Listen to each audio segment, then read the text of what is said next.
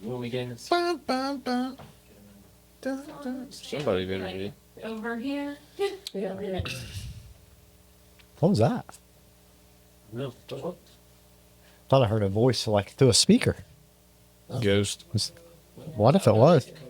We ready? Yeah. A ghost has entered the room. Spooky in here. Welcome back to Season 2 of the Secret VCG Experience. I'm your host, Jeff Stevens, along with the other host, Aaron Gustin. How you doing, Aaron? Good. How you doing, Jeff? Doing good. Let's get a guest in here. Sure. And this is a true mystery. I don't know who this is. We're going to play Guess the Guest. Guess the guest. Well, Jeff, let me ask you a couple questions. Okay. Yep. Have you ever met anyone? Now, this is employee Village Caregiving. Okay, I'll give you hint number one. Okay. Have you ever met any of our employees that claim to own 3 cats? I know there's some cat people. Yeah. I don't know about 3. Jeff, do you know what an orienteering race is? I don't even know if I'm pronouncing that right. Orienteering, yeah, like you use like GPS and compass stuff to like. Okay, I'm gonna stop there. Oh, it's the amazing race. Okay, well, this person alleges they got 3rd place at an orienteering race. I don't know. No one's ever told me this story. Okay. I need more detail. This person loves rock climbing.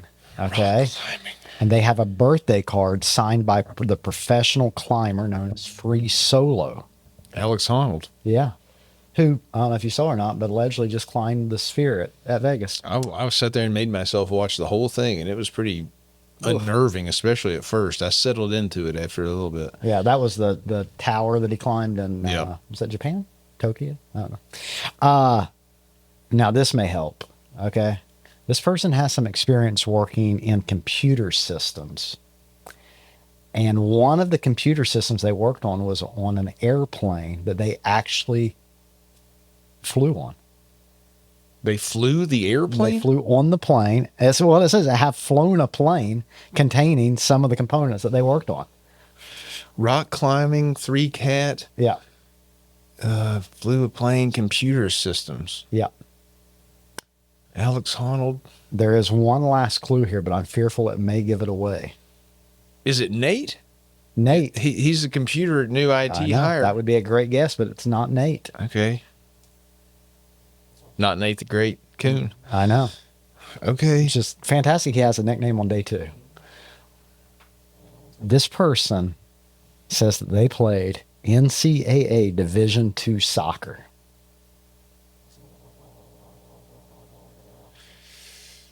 Okay, hold on. I know this now. Is it a...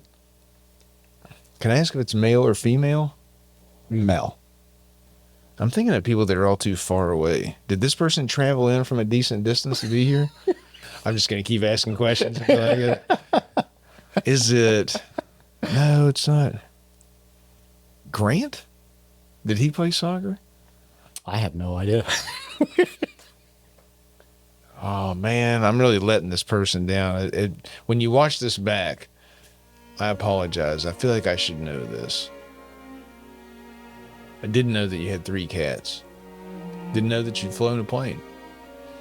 But I feel like I should have got it on the soccer clue. I don't know. You stumped me. It's our good friend, Matthew Scharf. Come on in, Matthew. Oh, wow. God, computer systems. Oh. Way to go. Way to go. I think a lot of people think that we make this up, that you don't know the guest, but this is... Hold him this time. I'm sorry. Shucks. Shucks. Act like you're behind the cockpit, the controls of a... What size of plane was it? So it was a real tiny one. It was actually it's in general aviation, so the real small planes generally, and it was an experimental aircraft that one of my coworkers put together in his garage. I wasn't flying the plane solo. I was more of a co-pilot, and he let me fly it for like 5-10 minutes. Yeah. But yeah, it was a plane one of my coworkers put together. Put together. Yeah, so you can buy like kits where you assemble, you follow instructions. I don't know. I've never done that part, but There's probably a reason why you've never talked to anyone that done that, Jeff. The only plane I ever assembled was back in the 80s. They used to sell little kits that'd be made out of styrofoam and put the wing on there. Wow. Well, computer systems should have gave it. See, you've been here, though, for long enough that I just kind of thought maybe you've already done the podcast, or maybe, I mean that in a nice way. Like, you're an old veteran. That's why my mind went to Nate, because he's on like day 2 today or whatever. So, okay. Well, thanks for coming on here. Thanks for having me. Yeah, this is exciting. Where'd you play soccer at? It's University of Missouri, Science and Technology, Division 2. Yeah. I do remember that. Yeah. Okay, well, would you like to get started? Do we need to do any more of an introduction? Say your name, your title, how long you've been at Village Caregiving. Matthew Scharf, software developer on the CRM. Been at Village Caregiving just in my 6th month at the beginning of April. Did I hit the points? I kind of forget what you already asked me. I think you nailed it. Yeah, that's perfect. Now, That's great. Now, though, it's time for the serious questions. You ready to get serious right off? Yep. Right out of the chute. All right, it's time for the. He said, yeah. It convinced me. Fast 5. Matthew, if failure was not an option and money was not a concern, what would you do? I'd probably one of my big passions that I don't really get to do much is a lot of skiing, which we do have some skiing here in West Virginia, which I found out before I moved here, which was exciting. But I love skiing, so if I could like live in the Alps, ski in the winter, bike in the summer, maybe out west. If stay in the U.S., maybe I might prefer that. But I love the mountains, so it's a good answer. That's a good answer. If you were going to move to the Alps, which country do you think you might pick? So I've been to the Alps once, and it was a really cool hike we did. We took a gondola up to the top of an Alp, and we walked along the border of Austria and Germany. So I've been to the Alps in Germany, and like a step into Austria. Yeah. Wow. Wow. That'd be really cool. I liked, southern Germany. It was pretty cool down there. Very good. Okay. What is something you were confident about 5 years ago that you now think was wrong? So I have 2 answers to this. I feel I have to say both. Okay. The first one's a little silly. One of my recent passions is cycling. I've gotten really into cycling, and I'd say 5 years ago, one of my least favorite things to do, especially in college, playing soccer, one of my least favorite things to do is when they'd tell us to go on the stationary bike and like bike for a little bit or bike to warm up, and that was just like mind numbing to me. Yeah. And now I'm spending like hours in my basement like cycling. And I'm like, what am I thinking? How did this change so drastically? Because like 5 years ago, it was like 5 minutes is like, this is too much. I got to get off this thing. What did change? Just your desire to want to be fit, or what? Yeah. I think I've grown into a lot more like endurance sports now that I've like played soccer a little bit less than I used to. I used to play soccer like every morning, waking up at like 5 a.m. for college, and now I'm running a lot more, doing a lot more biking. And do you do that biking? And then I'm going to move off of this. No, One no, more this question. Which is the greatest of the following 3 reasons? A, you just really enjoy cycling, watching the Tour de France, the cycle. You're just kind of into that culture. You like cycling. 2, it's a way to stay in shape, look good, feel good. You're not as active as when we were kids and played sports all the time, and so it keeps you physically fit. Or 3, the mental health aspect that comes from it. It's a good reset, physiologically reset, good for the mind, rested. What's the greatest of those 3? the pick of those are all like the answer. Can I add a 4th one? You can add a 4th one. Yeah, it's so you can tell your friends and family that you're a biker, but they think Harley instead of. Oh, yeah. Yeah, that would I wish it was that one. That's not okay. No. Oh, man. Of the 3, I don't think it's to look. I think it is for fitness. Fitness is a big goal, and kind of goals I set for myself are related to fitness, but it's not to look cool, because I feel like I don't look cool on the bike. Kind of in like the tight clothes with the helmet on. I've seen Zach. You're right. We don't look cool when we do that. But no, it is the physical and I think mental kind of benefits it gives you. So you're picking 2 and 3. Yeah, you caught me. Okay.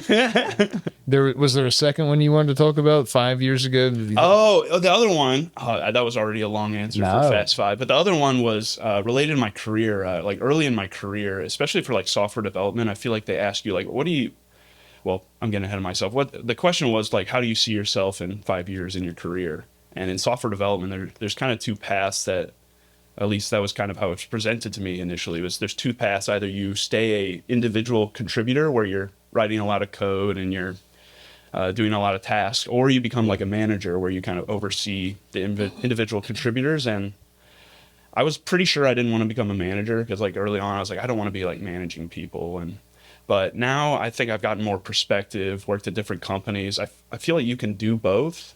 And I kind of feel like I'm tending more towards the manager role. I feel like initially I was thinking if you become a manager, you're not really like solving problems anymore. You're just managing people. Mm-hmm. But now I kind of see it's kind of different problems. You're still problem solving. It's just kind of different domain of Yeah. problem solving. I like it. Number 3, what is one habit that has made the biggest difference in your life? One that I'm not really good at keeping as a habit, but something I've been trying to make a habit is Aspirational habit. aspirational. Okay. Well, it might be lame or cheesy, but can I say reading a book before I go to bed? No, that's great. Yeah. I think that's like had a really good impact on my life, especially for like getting better sleep. This era of always being on technology, like getting away from the phone right before the bed, and like kind of like taking on a new book every once in a while is it just feels good. What is the book? Paper? Like a Yes, paper book? yeah. Not a Kindle or something? Right? Yeah. Okay. You know, I'm at the risk of really making a lot of people upset. A lot of my friends and family That's what we do included. here. My friends and family would disagree, but some of them, I think it's important to read books in paper format. Yeah, I agree. I don't know why. I can't articulate it that well yet, but it's something in my gut is telling me it's important. It needs to be in paper. It's just like it has been for the other couple of thousand years before. It's something in there. I don't want to get stuck on this, but you're going to say something there? No, I was just going to agree. I feel like Okay. the paper is really just seeing the physical progress of like progressing the book is kind of motivational for me, and just like physically, I don't know. Something, yeah. You know what else is interesting about that? you ever read a book and I don't know, maybe your mind doesn't work like this, but I can remember something that I read in there, and I'll be like, if I need to go back and reference it, 2 days later, it might take me a few seconds to flip through, but I'll remember like it was on the top left of a page that was like right at the end of it. Like you can go find it more easily. Yeah. I'm going to get on something else. Number 4, what is something that you pretend to understand, but you really don't? Pretend to understand. Can I reject the premise and abstain to answer? Yes. So That what was too easy. No. Well, look, I don't know what to do next. I was accepting to be I was expecting to be denied on that one. Yeah, that's all you get. I don't know. I don't know. If I had to answer, I'd say like AI, machine learning. I feel like that's kind of it's in my sphere of things I should know about. Yeah. But it's like one of my friends in Colorado is getting a PhD in like machine learning. I like to talk to her about it, and I'm like, oh yeah. And it's kind of all over my head, and I'm like, Yeah. cool, interesting. Yeah. You're a humble guy, so you're going to answer that question that way. But if Matthew's saying that, think how much you and I don't understand. Well, I was just thinking why he hasn't asked me. Oh, You know what I mean? I mean, I am up to date on Leading machine expert in the learning field. and all that stuff. Are you kidding me? Stop by the office after this and I'll catch you up on it. Yeah. Yeah, Gronk and Chad, all that stuff. You had a resource the whole time right here. Well, Okay, number 5, the last question in the Fast 5, simple question. What is the meaning of life? An easy one. Yeah. A softball. Yeah. I consider myself a big believer in it's not like what we do with our time on this earth. It's kind of who we do it with, who we spend it with, and I really cherish like valuable relationships. And so yeah, I think it's the people we associate ourselves with and spend our time with that really like add the value to our life. Great answer. And that concludes Fast 5. Thanks, man. yeah. Well, hey, let's talk a little work for a minute. All right. So you talking about things that I don't understand. You're in computer coding, right? And you're in software development here at Village Caregiving, which was a new department when you joined, right? What's a normal day like for Matthew at Village Caregiving? Usually start by checking any emails, hanging out. But I work really closely with Will Shields and our other developer, Cole Sparks. He's out of Vermont. I think he's contracted with Village Caregiving. usually communicating with them, figuring out priorities of like what kind of improvements the CRM needs, what kind of issues our users are running into. And I say users, that's a lot of different people in the company. We have people at corporate, people that are leading offices, caregivers that are using the app to check in and check out of their visits. So yeah, trying to like figure out which tasks to kind of tackle for the day. And yeah, then we dig into coding, and Yeah. it's a whole nother, you know. How many times do you think someone has said to you, this is the most important project to Ooh. work on, whatever their request is? I know I say it to you probably 3 times a week, Yeah. but Jeff never uses that as no. How do you balance a lot of competing? Because there's only so many hours, there's only so Yep. many man hours. Yeah, that's kind of the name of the game. Yeah. And I rely on a lot of other people. I feel like I try to say, yeah, you tell me what to do and I'll get it done. But Okay. that is kind of the crux of the whole thing with our limited resources. We've got to figure out what's best, and kind of comes down to who's the squeaky wheel, I guess. I got you. What in the 6 months that you've been here, what's the thing that you're most proud of professionally that you guys have been able to accomplish over in what you're working on? I feel like this is something kind of maybe in the weeds, but and something our users of the CRM don't directly see, but we're really pushing it in a direction that is more manageable for us as software engineers. Trying to like manage this big piece of software with just 2 people is not easy if the code is like spaghetti and everything's depending on each other, and you try to make one change and it breaks another part of the app. So trying to make it more manageable and bite-sized is something we've been working a lot on, and that's something that doesn't really manifest to people using the CRM, but that's something I'm proud of, and Yeah. we're kind of moving in the right direction for. This, I mean, for me, this wouldn't make sense, but a guy like Jeff who doesn't understand coding, okay? If you had to explain to someone what it is that you do, Yeah. what do you do? I press a lot of keys on the keyboard, I like it. and then the computer, I understand that. Yeah. and then the CRM appears on your screen. Yeah. That's pretty much what happens. How come when I press a lot of keys that doesn't Uh-oh. happen though? Yeah, there's some What are you bugs. doing that's different? You're baking a cake, and my cake would look different. Mine would look Yes. like comments on some irrelevant chat, but Yeah. yours creates these beautiful Yeah. things. Well, it's like knowing a whole nother language. Like it's Yeah. like I'm speaking Spanish and you're speaking English, and the computer speaks Spanish, and when you're speaking English to it, then it's not doing what you want it to do. It's kind not. of trying to push the computer in the right direction, and Yeah. yeah. But it comes down to a lot of key presses. Sure. What are you looking at me for? You know all about it. Oh, I've asked a lot of questions. I mean, again, I'm just kind of humoring because we know. But if you had it, this is a chance. Anything you want to know? What difference would it make? I couldn't do anything with it. I don't have any trend. I'm very appreciative of you. That's all I can say. So A lot of appreciative.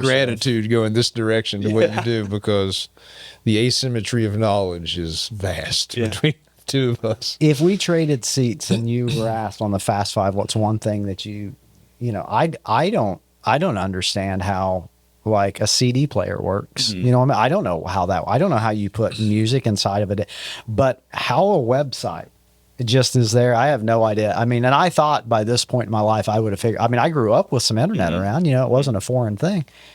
No idea how you guys do what you do, but appreciate it. Well, that's good to hear. Yeah. Yeah. Do you have any more questions you want to ask him? If not, there are some things that we can talk about. Well, I've got a whole bunch, but I see you've got a little script laying there in your lap. I don't want to. How much time is that? Well, I don't that wanna- Fast Five. I'm trying not to throw you off here. Yeah, I know. Well, Matt, if you're comfortable, I like the red shirt. I'd also like to have the house lights match the red shirt. Can we have the lights brought up? Yeah, I know. I know. That's our own software. Don't ask. Yeah, done. Let me ask you a question. Do you ever find yourself at a pet store? You ever go into a pet store and find yourself over in the aquarium section? Mm-hmm. You ever look in one of those aquariums and see a list of questions piled up? No, that would You've be, never had that happen that before? would be a first. Well, Jeff, you care to reach into that fishbowl and see if we can't find our good friend Matthew some questions, comments? You understand the premise of the fishbowl? I think I'm getting it. Do I read the question? This is like episode 174 for me, and I still don't get exactly how they go from there to there, but here they are. How about Matthew? You read this question. Okay. I'll just slide this over here so you can do another one whenever this is so dumb it lasts 30 seconds. This question doesn't have a question mark at the That end. just means it's a statement. Well, what you need is a reaction from you then. This Yeah. is a reaction vid. Yep. You want me to read this? Uh-huh. I think we can stop with the safety videos on airplanes at this point. You know, I Was mean, there a part 2 to that? That's the whole thing. Really? Yeah. Okay. Is this coming as a surprise? Yeah. Those are, who knows when I put them in there. Well, okay. I don't disagree. React. Yeah. I mean, I'd say, well, I was going to say the majority of the time I'm like looking at my phone and not paying attention. But I have found myself just like watching the safety videos. Not that I'm like really absorbing what they're saying, but I'm watching. yeah. I find some of the pre-flight stuff fascinating still, that they still announce like you cannot smoke inside this airplane. Like, if that happens in 2026, that warning is not going to keep that from happening. Like if this person at this point is making the decision, there is no warning, no little sign that's going to keep this guy from doing it. He's doing it in the bathroom either way. Yeah. Now, in a tragic turn, the accident that happened with the fire truck there recently at LaGuardia, right? I think so, yeah. That the front of the house attendant was thrown from the plane when the crash occurred, and many of the occupants had to figure out their own way to like deploy this stuff. And that made me stop and think, like, man, I better pay a little bit of attention at these things. So I'm not certain that training is going to kick in from that 3-minute demonstration, though. Well, of course it's not.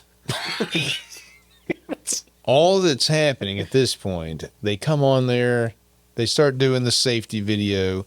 It just interrupts the movie you're trying to start watching. Yeah. And then just when you think it's over with, oh, okay, we're back. The movie's back on. Oh, for 1 second, then the captain has to tell you something. Oh, and then the flight attendant comes on. They got to tell you something. Can we just not?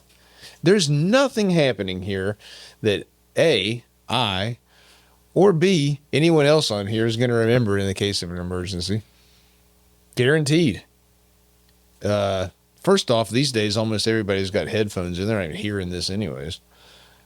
You know, it's like when you get into a taxi cab. Why don't you get a safety video in case of an accident? Now we're talking. You know why? Because you don't need one. It doesn't matter. You're just going to respond. Yeah. Yeah. It's just a disruption that's outlived its usefulness. Do you think they do it for out of? Oh, some lawyers told them Okay. they had to. That's the Okay. only reason. That's what I'm saying. I didn't know if It's it was not out of necess- tradition or not. No. Maybe there's some psychological effect to try to put people's mind at some state of ease. We have a plan. In case this does go horribly wrong, we have a plan for that. Yeah. Now, they don't mention that this plan is going to be useless and we're probably all going to die. Sure. But makes you feel a bit better because I have no fear of flying, and I do like take for granted that there's probably half of this plane is right now like kind of nervous. So I forget that part. Yeah. Maybe that's usefulness to it. Have you guys done a cruise before? Once. Have you ever been on a cruise ship? A long time ago, but So I you have. you have to go to the safety meeting at the start of the thing. You can't like, That's check in your room right. and stuff, right?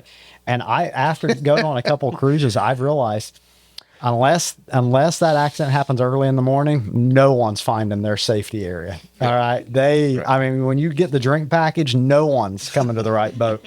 You know, they're going to watch it go down, I guess. I was like, now this is an aspirational goal. You know, I have a funny memory from the safety part of a cruise. The last time I think that I was on a cruise, I was like 17 years old. I was with Matt Walker, Village Caregiving, Matt Yeah. Walker. And I'd never been on a cruise before. So I guess it was the first and last. Anyways, I started seeing all these people around the ship walking around with their life vest on. I had no idea that was like, put this on and come to the safety meeting. And I just was paying no attention. And I started just making fun of all these people. Look at these freaking dorks. They're worried about the ship's going to sink where you haven't even been out at sea for 4 minutes. Yeah. Joke was on me. Yeah. Safety man. Did you put yours on? No, of course not. At that age, especially, I had to be cool and different and special. I'm not going to wear that.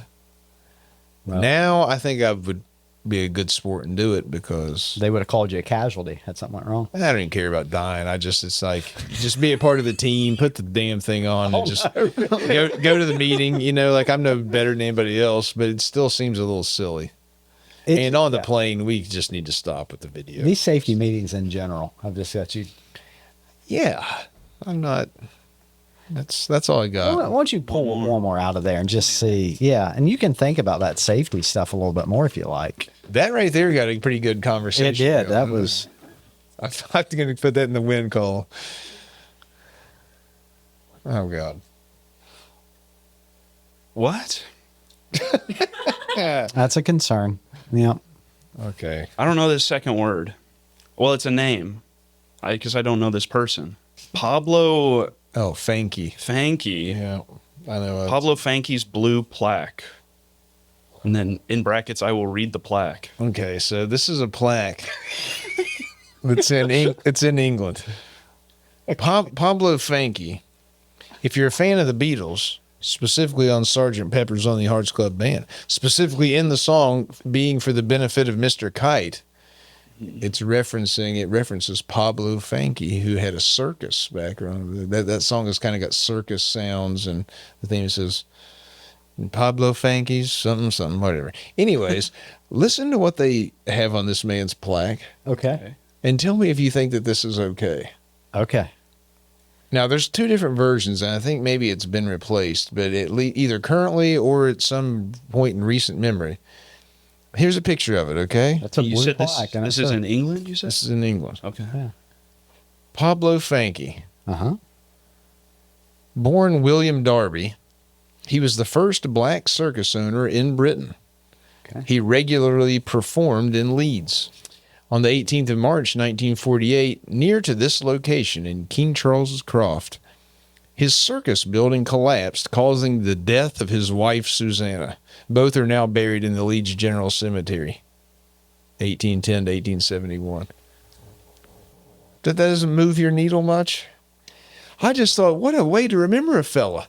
Just talking about how he built a tent and killed his wife in it. Like, that didn't need to be right. If I die Yeah. and you put up a plaque, could you pick some maybe more of the more positive accomplishments of my life? I was just shocked to see such a thing, but That is a. When did they die? 1840? 1871. Well, it was a different time. In 1848, the circus building collapsed, causing the death of his wife, Susanna. Poor Susanna. I'm sure he felt horrifically bad about it. This is the one thing we're going to put on this man's plaque? Take the worst thing you ever did on accident. Let's remember you that way out here on a building. Yeah. Okay, nobody's bothered by this as I am. Well, I was just trying to think what mine could possibly say. Mm-hmm. Well, you probably haven't even done it yet if you don't know right away. Wait till you kill Danielle in a circus accident, and then we'll slap that up on the side of Village Are Caregiving. you planning on joining the circus? No, I wanted to run off and join the circus, Yeah. but Danielle stopped you. yeah. She said, don't do it. What would you do in the circus, you think? What would I do in the circus? Yeah, what role would you play? Probably the strong man. Wow. Okay. Yeah. Mark him high for humility. Same. Yeah, fitness. Hey, I do need to add a disclaimer. I didn't do any research on the life of Pablo Fanky. If it turned out that he wasn't such a great guy and that maybe I know nothing about this. What? I'm looking at it from Covered just his an tracks. outside lens. What I if- am. what That's if a that's cover my actually- butt. Well, if that's actually the best thing that he did. Like, that was People might look this up and get curious and be like, it turns out Yeah. he was not a good guy. the kindest thing he did was help Susanna. But assuming that he was a great man, Yeah. that just felt Well, okay. surely he wouldn't have been Now- that long. I've disclaimed. Yeah, that's fine. Sorry, proceed. We've Have we kinda- come to the end? Yeah, we have. We've kind of come down here to the very end. And that's where we really try to save space for Matthew, our special guest today. Jeff, how do you set up this segment? Matthew, you have the last word. Goodness. Piece of wisdom, something interesting you've seen lately. Could be anything. Well, before this, I was kind of thinking what we'd talk about, and I figured we'd talk about what I do here and how I've gotten on in the past 6 months, being pretty new. Although it has felt like it's been a while, like you said. You called, Really you does. called me a veteran, which is very generous for 6 months. God, it feels longer, doesn't it? Yeah, but I guess I was thinking about how it has gone in the past 6 months and kind of what initially I thought about Village Caregiving, what I know now, and how I feel. And I kind of want to circle back to what I talked about with the meaning of life, where it's kind of what we do with, or who we do it with rather than what we do. But I feel like at Village Caregiving, we're maybe not doing something novel. Home care, I feel like, has been around. But I feel like we're doing it in a novel way with great people. And what we're doing is, I think, valuable to many people. And I think we're doing a good job because of the people here at Village Caregiving. It just feels like it's a close-knit family.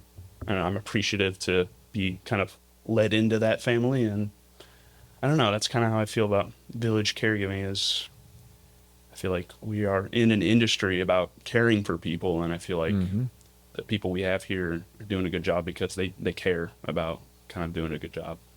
Oh, I think so too. Yeah. Appreciate you saying that too. But doesn't it go back to what you said earlier? You know, you used to think you're not doing anything if you're not the boots on the ground, Yeah. in the weeds, hand stuff. Yeah. But of course you are. I mean, you could be here in a tactical role. You could be in finance. You could be in IT, whatever it is. It's all part of the culture, which goes straight into our offices and shows up in people's houses. Yeah. I said this before. We're not going to have a culture of being big jerks at this company, and then a caregiver works for some jerk boss in one of our offices and then goes into a house and they flip a magic light switch and just become brightness and light all the time. No, it all goes together. So, yeah, it is doing something, Yeah. I think.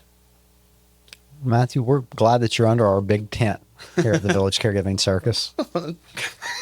That's what my plaque's going to say. Jeff built a big tent and collapsed it. Killed everybody.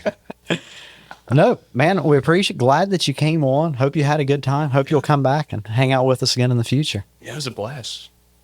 Well, good. Well, Thanks, Matthew. watch what I can do. Enjoyed it, man.